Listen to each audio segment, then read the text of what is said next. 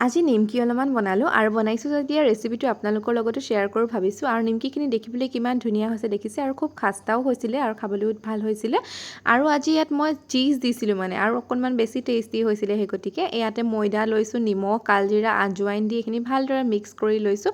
ইয়াতে মই চীজ অলপমান দি দিছোঁ, এইটো অপশ্যনেল হয়, থাকিলে দিব আৰু নহ'লে নিদিলেও হ'ব। এনেদৰেই নিমকি বনোৱা হয়। আৰু ঘিউ অলপমান গলাই ভালদৰে এইখিনি মঠি ল'লোঁ কুহুমীয়া গৰম পানী দি পিনে। আৰু এয়া মই বল বনাই পিনে নিমকি নিজৰ চাইজত আৰু কাটি ল'ব, যেনেকুৱা শ্বেপ দিব বিচাৰে। আৰু মই কেইখনমান ডাঙৰো বনাইছিলোঁ, এনেদৰে গোল গোলকৈ বেলি ল'লোঁ। তাৰপৰা তেলতে মই ফ্ৰাই কৰোঁতে তেলতে জাপিছোঁ। এনেদৰে মই ডাঙৰখিনিও ফ্ৰাই কৰি ল'লোঁ। আৰু বৰ বেছি ৰঙা হ'ব দিয়া নাই, অকণমান বগা বগাকৈ থৈছোঁ, পাছত অকণমান ৰঙচুৱা নিচিনা হৈ যায়।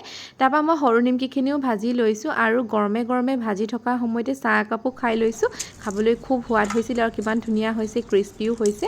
বাৰু ভিডিঅ'টো চাই কেনে লাগিলে জনাব। আজিলৈ আহিছোঁ, অন্য এটা ৰেচিপিত আকৌ লগ পাম।